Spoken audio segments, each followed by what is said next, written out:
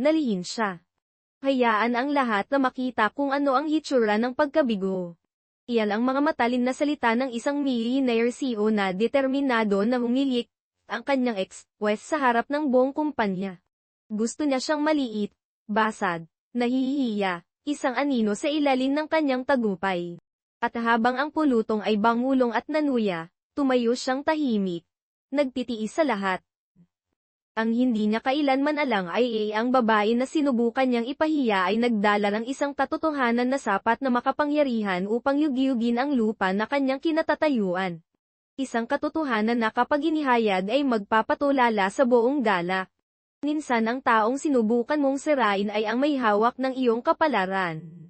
Minsan ang kahihiyan ay simula pa lang ng kaluwalhatian.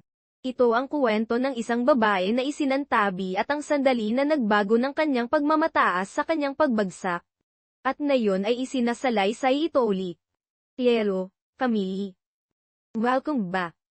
Bago tayo magsimula, mayroon akong isang maliit ngunit taos, pusong kahilingan. Subscribe. Ang iyong suporta ang nagpapanatili sa mga kwentong ito na buhay. Sa tuwing click mo ang pindutan na iyon, tumutulong ka sa amin na magbahagi ng mga boses na kung hindi man ay makakalimutan at mga kwento na nararapat marinig. At sa mga komento, sabihin sa amin kung saan ka nanonood. Dahil magkasama, hindi lang tayo nagsasabi ng mga kwento, pinapanatiling natin ng pag-asa na buhay. Ang gabi na lumabas ang katotohanan, si Olivia Carter ay umupo ng mag-isa sa kanyang kusina. Masyadong tahimik ng bahay. Ang uri ng katahimikan na pumipilit sa kanyang dibdib. Ang tiking clock sa dingding ay tila mas malakas kaysa sa dati. Ang bawat segundo ay nagpapaalala sa kanya na ang kanyang buhay ay gumulang. Ang kanyang telepono ay nadbal sa mesa, nagliwanag sa mga menkale. Hindi niya kailangang buksan ang mga ito. Ang mga bulong ay umabot na sa kanya. Alam na ng lahat na yon na ang kanyang asawa, si Iken Kos, ay nakita sa publiko kasama ang ibang babae. Hindi lang anumang babae, ang kanyang matalik na kaibigan, si Victor Lahil. Naminginig ang mga kamay ni Olivia habang dinampot niya ang telepono at pinindot ang screen. Nandoon iyon, ang larawan.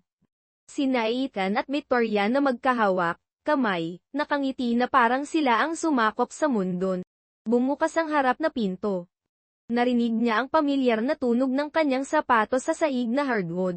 Pumasok si Iken, matalas ang suit, maluwag ang kurbata, umaamoy lang whisky at mamahaling pabango. Mukha siyang isang taon na walang anumang aalala sa mundo. Tumayo si Olivia, mahigpit na hawak ang telepono. Iken, sabi niya, mahigpit ang kanyang boses. Totoo ba? Nagtaas siya ng kilay. Ano ang totoo? Ibinato niya ang telepono sa kanya.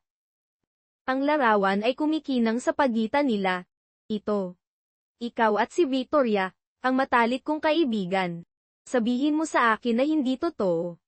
Sumulyap si Ethan sa larawan, pagkatapos ay itinapon ang kanyang mga susi sa counter. Mumuntong, hining na siya, na parang wala siyang iba kundi isang nuisance. Olivia, huwag mong gawing dramatic ito. Alam mo na hindi gumagana ang mga bagay sa pagitan natin.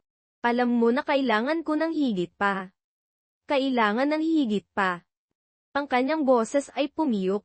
Kailangan mo siya. Naiintindihan mo ba kung ano ang ginawa mo sa akin?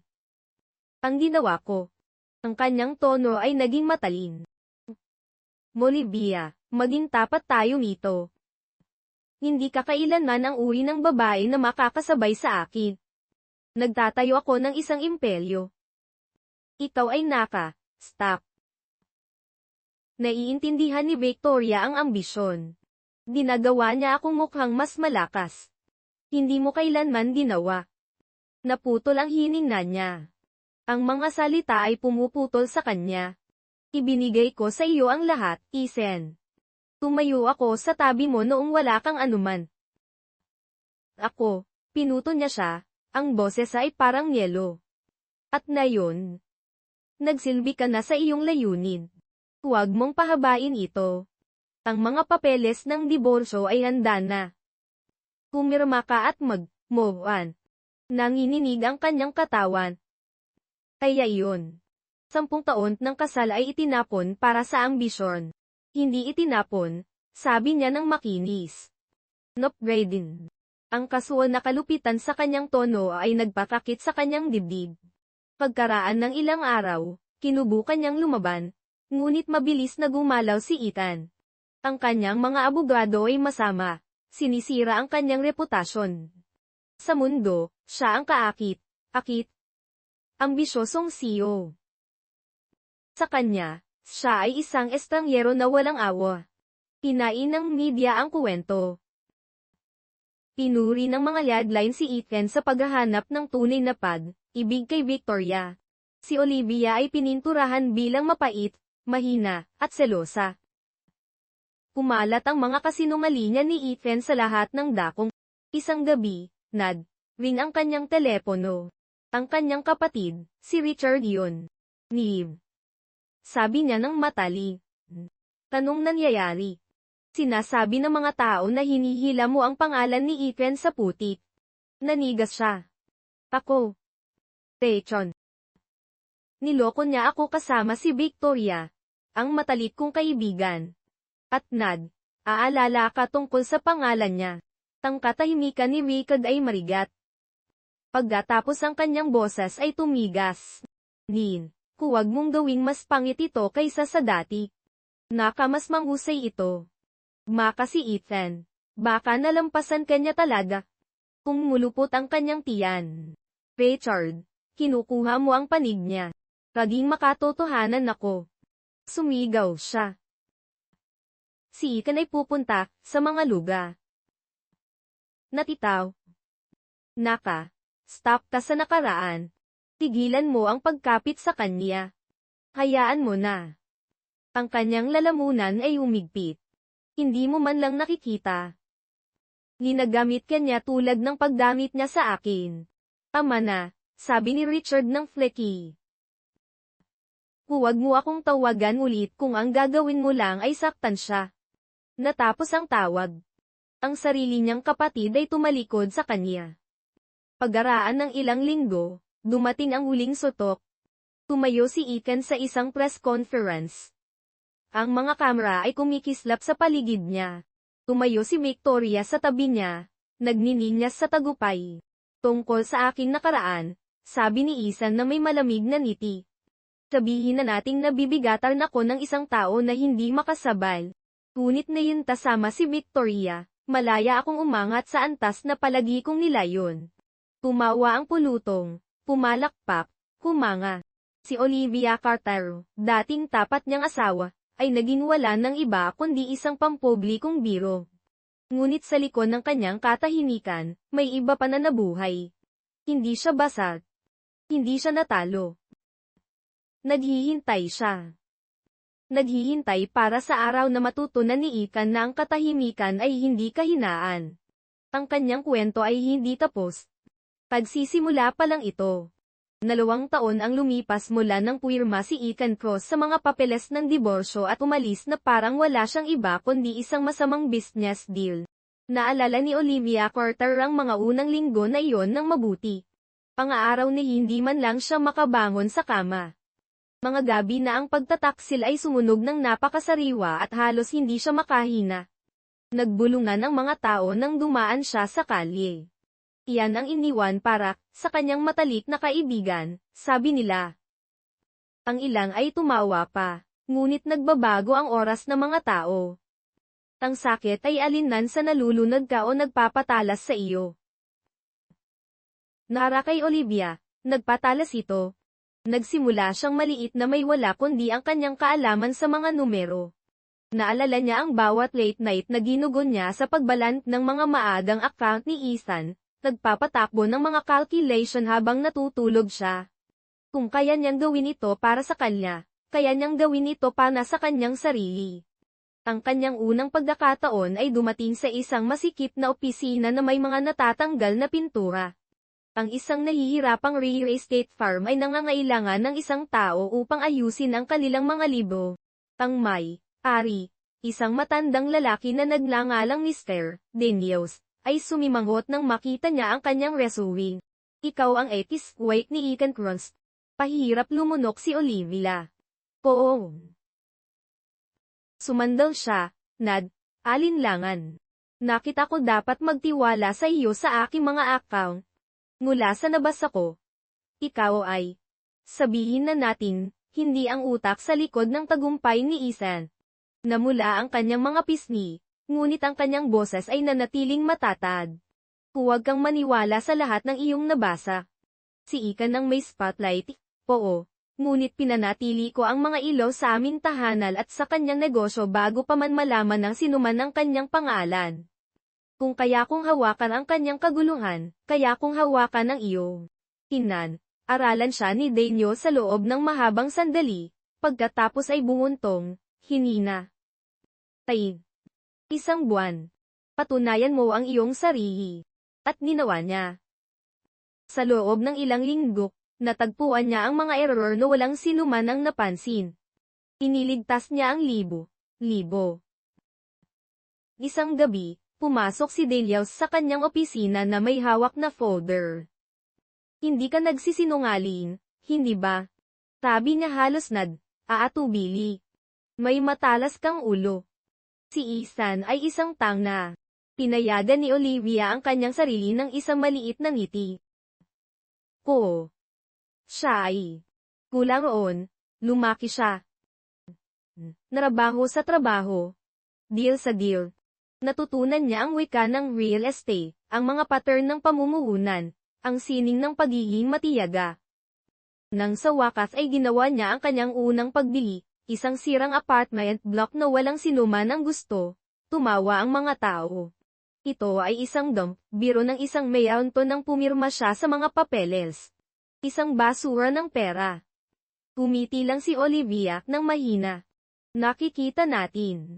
Pagkaraan ng ilang buwan, pagkatapos ng mga renovation at tamang mga tenant, ang parehong realtor ay lumapit sa kanya sa isang party, umiling. Hindi ko alam kung paano mo ito ginawa. Gihinawa mo ang lugar na iyon na ginto.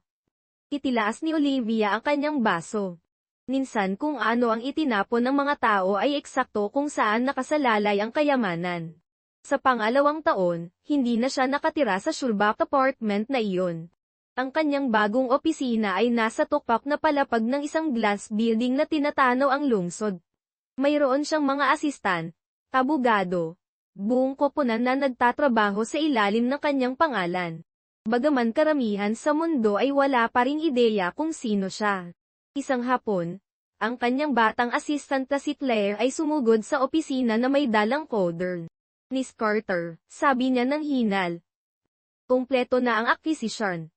Pag-tari mo na ngayon ang majority shares sa Cross Enterprises. Sandali, walang sinabi si Olivia.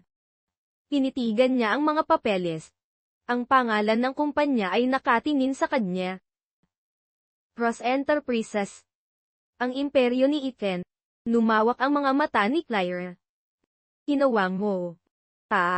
Ari mo na ang kumpanya niya. Hinawakan ni Olivia ang folder ng marahan. Hindi, Claire, hindi ko aari ang kumpanya niya. Kuminto siya. Kalmado ang kanyang boses. Ari ko ang kumpanya ko. Hindi pa lang niya alam. Nang gabing iyon, tinawagan siya ni Richard sa unang pagkakataon sa loob ng maraming taon. Nib, sabi niya ng mainat. Narinig ko ang ilang bagay. Sinasabi ng mga tao na gumagawa ka ng malalaking galaw. Totoo ba? Sumandal siya sa kanyang upuan, malamig ang kanyang tono. Nakakatawa. Hindi ka naniwala sa akin noong kailangan kita. Nakitaan bigla ang interes. Ilinis ni Richard ang kanyang lalamunan. Tingnan mo. Nagkamali ako noon. Nangako sa akin si Ethan ng mga pagkakataon, ngunit hindi niya ito tinupad. Baka maaari tayong magsimulang muli. Magtrabaho ng magkasama. Hinayaan ni Olivia ang katahimikan na humaba, pagkatapos ay nagsalita ng mahina. Hiniling mo siya kaysa sa akin. Richard. Hinawa mo ang iyong kama. Nib. Sige na. Tapatid mo ako. Tumawa siya ng may kapaitan. Isang kapatid na ibinenta mo para sa mo. Ang boses ni Richard ay lumaki ng desperado. Huwag mo akong isara. Kailangan ko ito. Ang mga salita ni Olivia ay matalim ngunit kalmado. Ganoon din ako. 2 taon na ang nakalipas, at wala ka roon. Paalang, Richard. Hinapos niya ang tawad. Sa unang pagkakataon, hindi ito masakit. Nang sumunod na linggo, tumayo si Olivia sa tabi ng bintana ng kanyang opisina sa penthouse. Ang ilaw ng lungsod ay humaba sa ibaba. Pumasok si Claire ng tahimik. Iniisip mo ba siya? Tanong ni Claire ng mahina. Hindi gumalaw si Olivia mula sa bintana. Angaw, aro. At kung nakita kanya ngayon, ang isang mahinang ngiti ay lumabas sa kanyang mga labi. Nakikita niya. Sa lalong madaling panahon, alinlangan si Claire. Ano ang sasabihin mo sa kanya? Lumingon si Olivia, matatag ang kanyang mga mata. Kalmado ang boses. Wala. Hindi ko kailangan ng mga salita. Kailangan mo lang tumayo mo. Iyon ay sapat na. 2 taon pagkatapos ng kanyang pagbagsak, kay Olivia Carter ay hindi nabasad, hindi na nakalimutan. Siya ay mayaman, siya ay makapangyarihan, at handa. At bagaman si Ethan Cross ay tumawa pa rin, nag-pus pa rin para sa mga kamera kasama si Victoria Hale sa kanyang braso, wala siyang ideya na ang babae na sinubukan niyang ilibing ay nakatayo na sa itaas niya, naghihintay para sa tamang sandali upang humakbang sa liwanag. Ang anaw ay paparating, at kapag dumating ito, sa wakas ay malalaman ni Ethan na ang katahimikan na dating niloko niya ay hindi kahinaan. Ito ay kapangyarihan. Kung hindi ka panad, subscribe. Gusto naming sumali ka sa aming komunidad sa pamamagitan ng pagpindot sa pindutan ng subscribe. Sa pamamagitan ng aming mga kwento, bumubuo kami ng pag-asa at nagbibigay ng kinabukasan sa mga bata at babae na naabuso sa buong mundo. Hikayatin kami sa pamamagitan ng subscribe at pag-on ng iyong notification bell upang hindi mo makaligtaan ang isang kwento na mahalaga. Ipaalam din sa amin sa mga komento kung saan mo kami pinapanood at paano tumama sa iyo ang kwentong ito. Ang imbitasyon ay dumating sa makapal na ivory paper na emboss sa ginto. Tinitigan ito ni Olivia sa loob ng mahabang sandali. Ang kanyang mga daliri ay humahaplos sa mga salita. Cross Enterprises ang New Dalat. Sa ibaba sa matapang na sulat, kamay ni Ethan ay ang mga salita na pumuputol ng mas matalim kaysa sa anumang kutsiyo. Near presence is retested. Halos tumao siya. Natested. Hindi. Alam niya kung ano talaga ito. Gusto siya ni Inan noon, nakatayo sa pulutong na parang isang pulubi upang mapaalalahanan niya ang lahat kung gaano siya bumagsak. Ring ang doorbell. Binuksan ito ni Olivia upang makita ang kanyang dating kaibigan sa kolehiyo na si Hannah, na may hawak na tasa ng kape at may worried look. Huwag mong sabihin ka akin na iniisip mo talaga ito, sabi ni Hannah, nakita ang imbitasyon sa counter. Itinaas ito ni Olivia, nang may mahinang ngiti. Ipinadala niya. Gusto niya akong pumunta. Gusto kanyang umili ulit. Nawinihan ng. Huwag mo siyang bigyan ng kasiyahan. Manatili ka sa bahay, manood ng pelikula. Kumain ng ice cream. Ano man maliban sa iyon. Ang pagiging kalmado ni Olivia ay ginulo ang kanyang kaibigan. Tiniklap niya ang imbitasyon, at ipinasok ito sa kanyang purse. Pupunta ako. Hinawakan ni Hannah ang kanyang braso. Nakit maglalakad sa isang bitad. Nahil, sabi ni Olivia ng tahimik. Minsan ang pinakamahusay na paraan upang masira ang isang bitad ay ang maglakad ng diretsyo dito. Mabilis kumalat ang bulo. Kumabot ang balita kay Richard Carter sa loob ng ilang araw. Tinawagan niya si Olivia, matalim ang kanyang tono. Narinig ko lang na inanyayahan ka ni Ethan sa gala. Hindi ka naman talaga pupunta, di ba? Pupunta ako. Simpleng sagot niya. Suminal si Richard. Nara sa Diyos, di nagawa niya ito upang guhuhin ka. Gusto mo bang tawanan, kulik? Gusto mo ba ang mga kamera sa iyong mukha? Pangatao na bumubulong kung gaano awa ang hitsura mo. Nanatiling kalmado ang boses ni Olivia. Mitchard, kung nagmamalasakit ako sa mga bulong, hindi sana ako nakaligtas sa huling 2 taon. Nakaligtas, Pep? Oo. Ngunit si Ethan, siya pa rin si Ethan. Hindi siya natatalo. Rachel, kinisira niya, ang kanyang mga labi ay kurbado sa isang mahinang ngiti. Ganoon din ang mga bagyo. Ngayon pa man lumipas ang mga bagyo. Tahimik si Richard sandali. Hindi na kita naiintindihan. Mati ikaw ay marupok. Ngayon nagsasalita ka na parang may pinaplano ka. Nakamayoon. Ngid, pakiusap huwag kang pumunta. Kisirain ka niya uli. Tinapos niya ang tawag na may isang pangungusap lang. Hindi, Richard. Sa pagkakataong ito ako ang tatayo kapag tapos na. Samantala, sa kabilang lungsod, suwandal si Ethan Cross sa kanyang yetasher, humihigop ng brandy. Si Victoria Hale ay nakasandal sa sofa, scroll sa kanyang telepon. Sumagot ba siya? Tanong ni Victoria. Hindi pa, sabi ni Ethan ng mayabang. Ngunit pupunta siya. Nalading bumabagsak si Olivia sa ilalim ng presyon. Maglalakad siya na may murang damit, nakayuko ang ulo. Sinusubukang magmukhang matapang. At kapag ginawa niya, ngumisi siya. Isiguraduhin ko na makikita ang buong silid kung ano ang hitsura ng pagkabigo. Tumawa si Victoria, ngunit may higilid sa kanyang boses. Siya ay awa, Ethan. Ngunit sigurado ka ba na matalino ang anyaya sa kanya? Ang ilang mga sugat ay hindi kailangang buksan ulit. Nagbigay siya ng isang malamig na tingin. Hindi ito tungkol sa kanya. Ito ay tungkol sa akin. Tungkol sa pagpangakita sa board, sa mga investor, na move on na ako, na mas malakas ako kaysa dati. Ang presensya ni Olivia ay patunay na upgrade ako. At gusto kong makita iyon ng lahat. Ngumiti ulit si Victoria, bagaman ang kanyang mga mata ay kumislap sa pagkabalisa. Kung gayon, bigyan natin sila ng show. Sa mga araw na humahantong sa gala, pinanatili ni Olivia na puno ang kanyang schedule. Napansin niya na ang mga kakaibang bagay. Mga tawag sa telepono sa mga kakaibang oras, mga pulong sa mga lalaki na may mamahaling suot na umalis sa opisina ni Olivia na mukhang nagulat. Isang hapon, pinilit siya ni Hannah. Tanong nangyayari.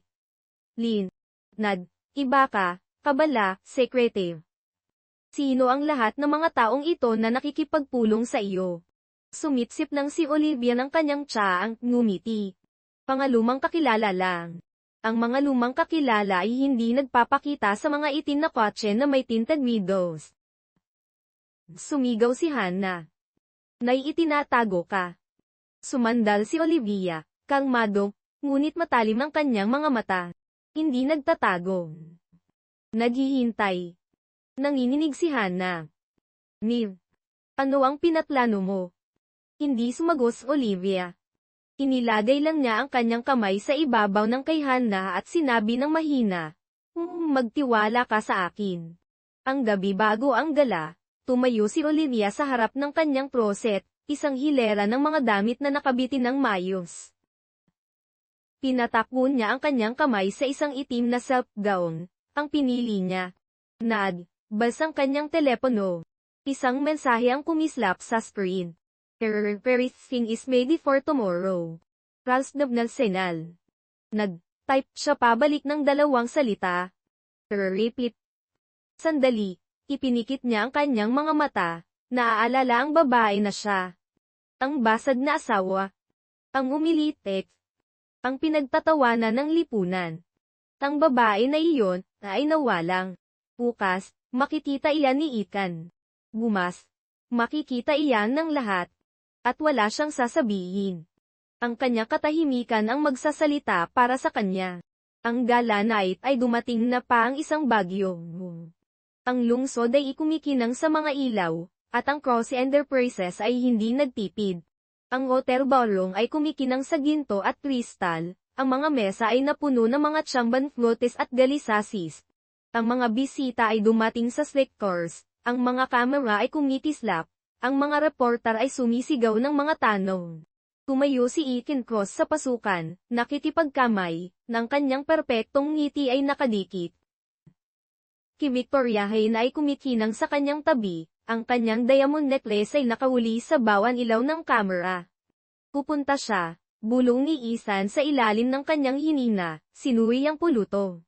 Ang mga labi ni Victoria ay kurbado. At kapag dumating siya, tatayo ako sa tabi mo, nagpapaalala sa kanya na natalo siya. Sa loob, nagbulungan ang mga bisita habang tumira siyang.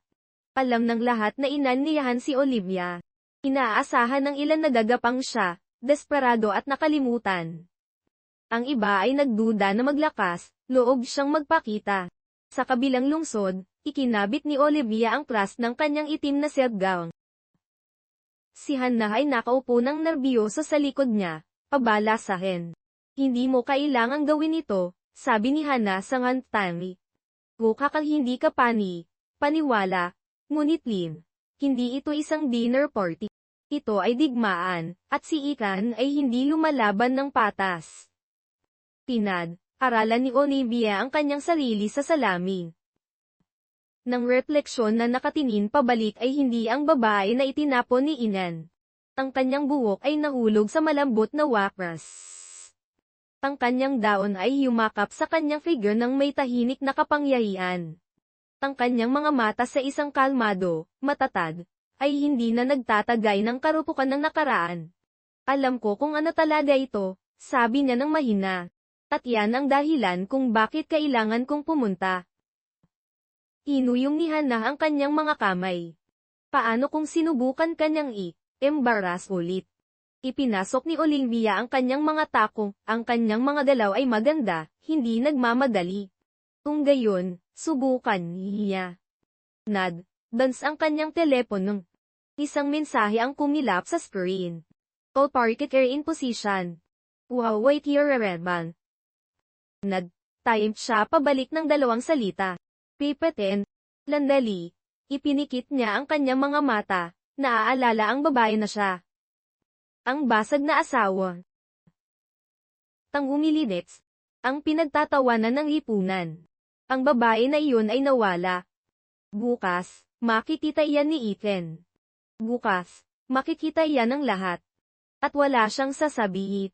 Ang kanyang katahimikan ang magsasalita para sa kanya.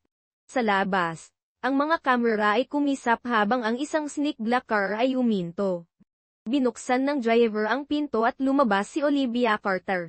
Ang mga hininga ay lumitaw sa puluto. Nang mga reporter ay sumandal, nagki-nate ng galit. Si Olivia Carter ba yun? Mukha siyang hindi sa paniwalang. Nakita mo ba ang damit na iyan? Ang mga bulong ay hindi nang uuyang sa pagkakataong ito. Sila ay natulala. Nagmamadali si Richard, halos matisod sa kanyang sariling mga paa. Sabi niya, mahina, papurahan ang kanyang boses. Hindi ka dapat nandito. Naghihintay si Ethan na humihik ka. Pakiusap huwag mong gawin ito sa sarili mo.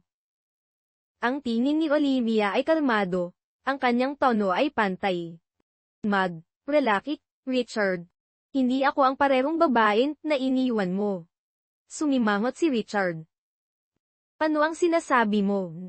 Makikita mo sa lalong madaling panahon. Nagmamadali siya sa tabi niya, ang pag-click ng kanyang takong ay matalim laban sa simento. Sa loob, ang pulutong ay lumipat habang pumasok siya. Ang mga ulo ay lumingon. Nang mga uusap, ay huminto. Si Olivia Carter ay naglakad sa buong silid na parang nababagay siya roon. Hindi, napahangpad, aari niya ito. Ang mayabang na si ni Ethan ay aalangan sa isang fraction of a second bago niya ito tinapan. Sumulong siya, mahigpit ang braso sa paligid ni Victoria. Olivia, sabi niya ng malakas para marinig ng lahat. Ang tapang mo na magpakita. Hindi ako sigurado kung mayroon ng lakas ng loob. Ang mga labi ni Olivia ay bahagyang kumurba. Ang lakas ng loob ay hindi isang bagay na kinusukat mo sa mga imbitasyon, Ethan. Ang pulutong ay nagtiter ng nerbiyoso. Hinawakan ni Victoria ang baso ni Ethan, ang kanyang boses ay tumutulo sa panunuya. Olivia, darling, mukha kang maayos, mas mahusay kaysa sa inaasahan. Sabihin mo sa akin, sino ang nagpahirang sa iyo ng gaon na iyan? Pahagyang itinagilid ni Olivia ang kanyang ulo. Walang nagpapahirang sa asin ng anuman. Ang kanyang mga mata ay kumislap sa kumikinang na kuwintas ni Victoria. Maaari mo bang sabihin ng pareho? Ang mga hinina ay lumitaw sa mga bisita. Lumigas ang panga ni Ethan. Sumandon siya ng mas malapit, matalim ang bosa.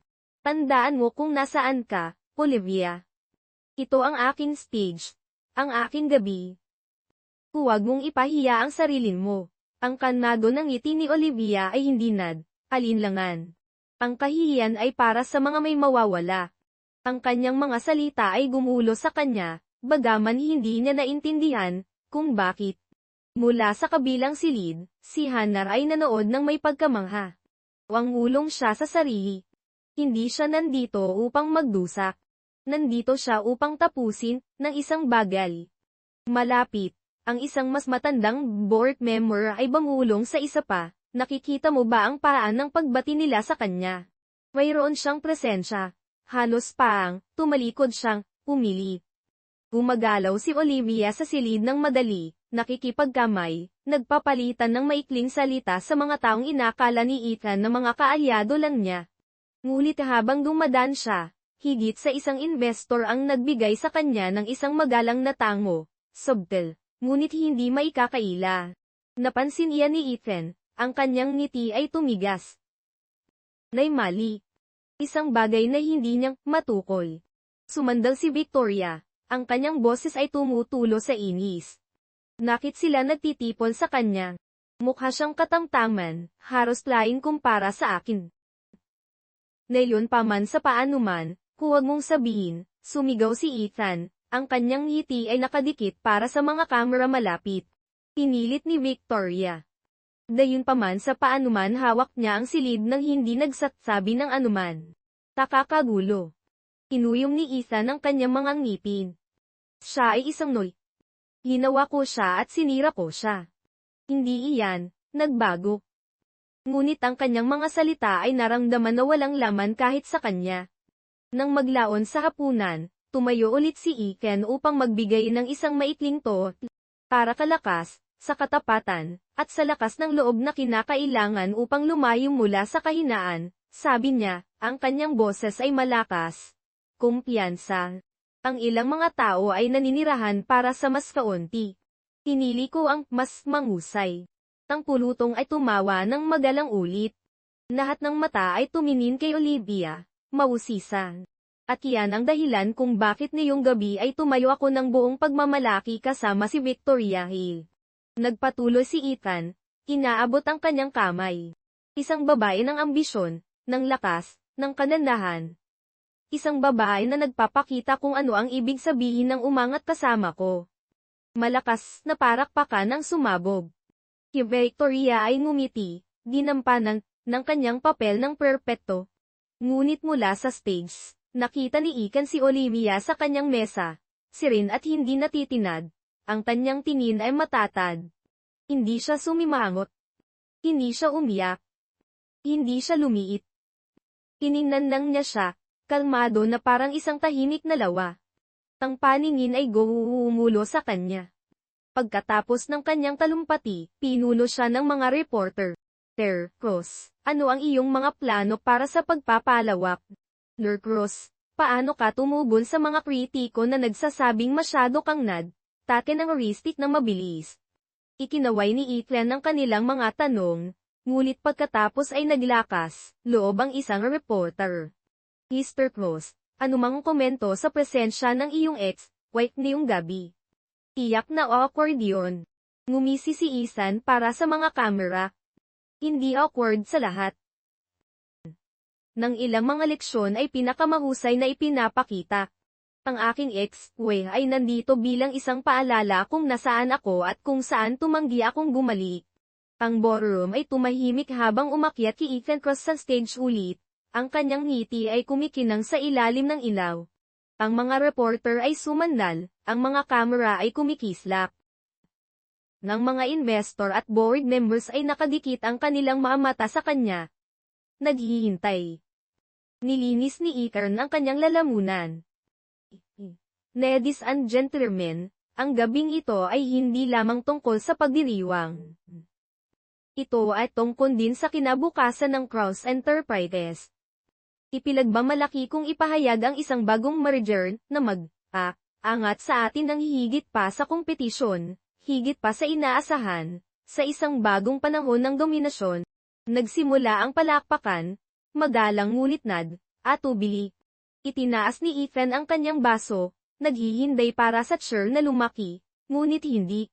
Sa halip, ang chairman of the board, si Mr. Whitmore, ay dahang tumayo mula sa kanyang upuan. Ang kanyang boses ay dinala sa microphone bago makapagpatuloy si Ethan. Sir Cross, sabi niya ng matatag. Bago ka magpatuloy, may iba pa na gusto naming marinig ngayong gabi. Taniga si Ethan. Aalangan ang kanyang ngiti. It says big. Ang mga mata ni Whitmore ay lumipat sa buong silid. Itinaas niya ang kanyang kamay at suminyas, Madam Carter. Gusto mo bang gawin ang mga karangalan? Tang silid ay tumahimik. Nang katahimikan ay sapat na mabigat upang masakal ang hangin. Dosenang mga mata ang lumingon. Umupo si Olivia Carter sa kanyang mesa, kalmado, serene. Ang kanyang itim na siltdown ay kumikinan ng mahina sa ilalim ng mga chandelier. Hindi siya gumalaw sa una. Hinayaan lang niya ang mga salita na tumira sa silid na parang alikabok. Ang tawa ni Ethan, nang sumira sa katahimikan. Nalakas. Pilit, tumutulo sa paghamak. Whitmore, tiyak na nagkakamali ka. Walang lugar si Olivia dito. Siya ay isang bisita, isang relic ng nakaraan. Nakit siya. Nahilpag, ari niya ang kinabukasan, puto ni Whitmore. Sumabog ang mga hininga. Ang mga bulong ay nagwalis sa buong bulwagan na parang wildfire. Ang mga reporter ay nagmadali na may mga panulat, ang mga kamera ay kumikislap ng galit. Kumurap si Ethan. Ang kanyang tawa ay aalangan. Ano ang sinabi mo? Itinuwid ni Whitmore ang kanyang ekspresyon na hindi natitinag. Si Olivia Carter, sa pamamagitan ng isang serye ng mga acquisition sa nakalipas na 2 taon, ay sinigurado ang majority shares ng Crown Enterprise. Epektibo kaagad, hawak niya ang controlling interest. Ang silid ay sumabog. Ang mga boses ay nagbanggaan, ang mga upuan ay nagtalat. Ang mga bulong ay umuunan. Ang mukha ni Ethan ay nawalan ng kulay. Hindi. Imposible yan. Nalalaman ko sana. Sa wakas, tumayo si Olivia mula sa kanyang upuan. Ang silid ay naghiwalay na parang tubig habang naglalakad siya patungo sa stage. Ang bawat hakbang ay umalilongaw laban sa marmol na sahig. Sinadya, kalmado, hindi mapigilan. Inabot niya ang microphone. Ang kanyang boses ay matatag, malambot, ngunit pumuputo sa kaguluhan ng madali. Hindi mo kailanman nalaman, Ethan, sabi niya. Iyon ang palaging iyong kahinaan. Nakita mo lang kung ano ang malakas, kung ano ang kumikinang, kung ano ang nagpapuri sa iyong pagmamataas. Hindi mo napansin kung ano ang tahimik, kung ano ang gumagalaw sa mga anino, kung ano ang naghihintay. Umilin si Ethan ng marahas. Ito ay isang biro, isang plano. Hindi ka nababagay dito, Olivia. Lumingon siya sa mga board members. Pagkatapos ay sa mga investor. Suriin ang iyong mga ledger. Suriin ang iyong mga records. Ang bawat galaw na ginawa ko ay legal, calculated, sinaga. Sa loob ng 2 taon, habang niloloko mo ako, habang kumakalat ka ng iyong mga kasinungalingan, nagtatayo ako. Bumibili ako. At layong gabi, Hindi ako nakatayo bilang iyong bisita, Ethan. Huminto siya, hinahayaan ang bigat ng kanyang mga salita na bumagsak. Kundi bilang iyong employer. Ang silid ay sumabubi. Ang mga investor ay tuwayo pumapalakpak. Ang ilan ay yumuko pa ng kanilang ulo. Ang mga kamera ay kumisa, nahuli ang eksaktong sandali na lumipat ang balanse ng kapangyarihan. Patisad si Ethan pabalik. Hindi mo ito maahing gawin sa akin. Itinayo ko ang kumpanyang ito. Ito ang aking imperyo. Ang mga mata ni Olivia ay hindi kailanman alinlangan. Itinayo mo ito sa aking likod, sa aking katahimikan. Naisip mo na ang katahimikan ay kahinaan, ngunit ang katahimikan, Ethan, ay pasensya, at ang pasensya ay laging mas matagal kaysa sa pagmamataas. Hinawakan ni Victoria ang braso ni Ethan, ang kanyang mukha ay maputla. Sabihin mo sa akin na hindi totoo. Sabihin mo sa akin na wala siya. Tumahimik ka, sumigaw si Ethan, inalog siya. Hindi mo dapat ako sinisisi. Ang mukha ni Victoria ay pumilipit sa pagkasukang. Wala ka na ngayon. Nas kaunti kaysa kawala. Sa tingin mo ba ay bababa ako kasama mo? Luminon siya at umalis. Ang kanyang mga takong ay matalim na laban sa sahig. Sinundan siya ng mga kamera. Namuli ang bawat ansa ng kanyang pagtataksil. Tinawagan siya ni Ethan, ang kanyang boss at ay pumiyo. Victoria, huwag mo akong lakaran. Ngunit hindi siya lumingon. Ang board chairman ay nagtaas ng kanyang boses sa kaguluhan. Ladies and gentlemen, ngayong gabi ay tinatanggap namin si Olivia Carter bilang bagong may-ari at controlling authority ng Cross Enterprises. Ang pulutong ay sumabog ulit. Cheers, palakpakan, kumikislap na mga kamera. Tumayo si Olivia ng matangkad, ang kanyang mukha ay serel. Hindi siya ngumiti. Hindi siya nagmalaki. Itinaas lang niya ang kanyang kamay para sa katahimikan. Ang sandaling ito, sabi niya ng matatag, ay hindi tungkol sa paghihiganti. Ito ay tungkol sa katotohanan. Sa loob ng maraming taon ako ay pininturahan bilang mahina, isang pagkabigo, isang babae na walang halaga. Ngunit ang katotohanan ay sinner. Nang dignidad ay hindi maaaring nakawin. Maari lamang itong isuko. At hindi ko kailanman isinuko ang akin. Ang silid ay naging tahimik, ang kanyang mga salita ay nagwawalis sa kanila na parang isang tay. Si Ethan, maputla at nanginginig, ay sinubukan sa huling magkakataon. Nakiusap, Olivia, huwag mong gawin ito. Maaari tayong magtrabaho. Maaari tayong, ang kanyang mga mata ay lumambot, ngunit ang kanyang boses ay nanatiling matatag. Nagkaroon ka ng pagkakataon na makasama ako, Ellen. Pinili mong sirain ako sa hali. At ngayon nakatayo ka sa mga ruins na ginawa mo. Sumulong ang security. Tumanggi si Ethan sa una, pagkatapos ay bumagak, natalo habang ginabayan siya patungo sa ekletik. Sinundan siya ng mga kamera, nag-reel, record ng kanyang kahihiyan, ang kanyang pagbagsak. Pinanood siya ni Olivia. Mataas ang kanyang ulo. Hindi dahil sa paghihigani, kundi dahil sa lakas na naibalik. Ng lalaki na dating nanuya sa kanya, na nagdeklara sa kanya na isang pagkabigo, ay umaalis sa gala na inalisan ng lahat.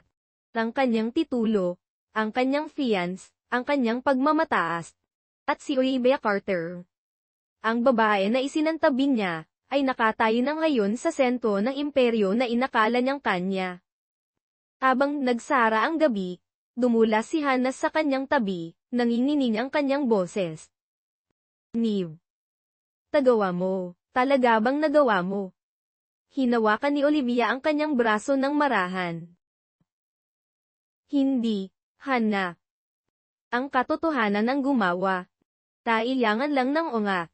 Lumingon siya patungo sa silid, patungo sa lungsod sa labas ng mga bintana ng salamin, mataas ang kanyang ulo. Ang mga bulong na dating nanuya sa kanya ay nawala. Ngayon, sinasabi nila ang kanyang pangalan ng may pagkamangha. At sa unang pagkakataon sa loob ng maraming taon, si Olivia Carter ay umalis, hindi basad, hindi mapait, Ngunit buo, na ibalik sa dignidad, ang kanyang katahimikan ay sa wakas ay nabigyang katwiran. Ang bagyo ay lumipas, at si Ethan Cross ay wala ng iba kundi isang alaala.